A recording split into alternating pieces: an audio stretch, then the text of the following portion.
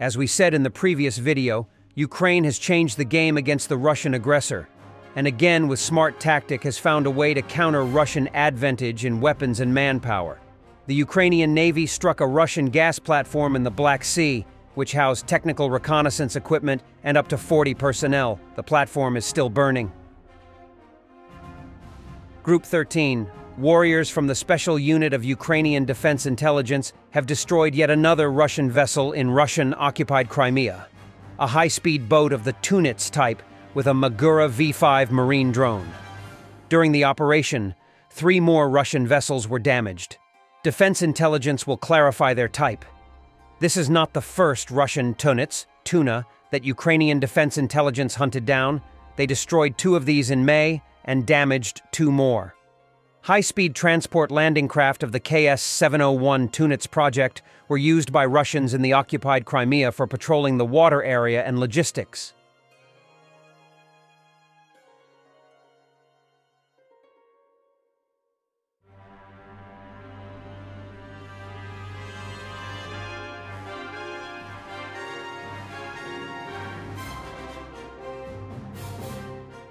A Russian conscript was forced to apologize after he said that the Chechens were hiding behind Russian conscripts in Kursk zone.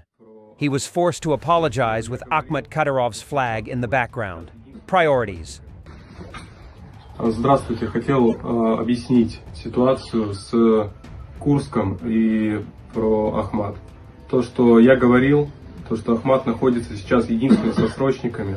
Контрактников там не видно, срочники жалуются на то, что они одни, и им помогает только Ахмат.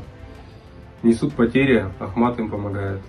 Я прошу прощения за непонимание друг друга, за то, что неправильно друг друга поняли в моих словах. Russian propagandists. We are making the same mistakes day after day, year after year. Maybe it's time to issue some order to forbid moving in convoys within a 100-kilometer zone, to forbid formation, to forbid using and even installing WhatsApp.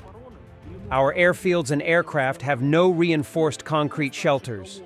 Was the person who was responsible for it ever punished? Все успехи противника вообще на этой войне, все успехи противника — это наши ошибки. То есть совершать ошибки можно, врать нельзя, да? Но можно ли совершать одни и те же ошибки изо дня в день, из года в год? Да? Вот, допустим, пользоваться WhatsApp на передовой.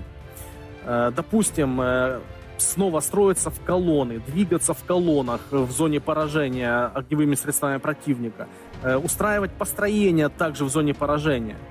Но опять же, это что? Ну, это ошибка генерального штаба или министра обороны? Или, может, командиров среднего звена? Кто старший колонны был, к примеру, которая ночью подверглась удару хаймерсами? Кто? Ребят, может, пора уже, не знаю, приказ какой-то издать, запретить двигаться колоннами в 100-километровой зоне, запретить построение, запретить пользоваться WhatsApp. Не просто пользоваться, а даже устанавливать себе на смартфоны, как многие наши офицеры это делают и до сих пор называют ее зеленой связью. Это же напрямую общение просто с противником.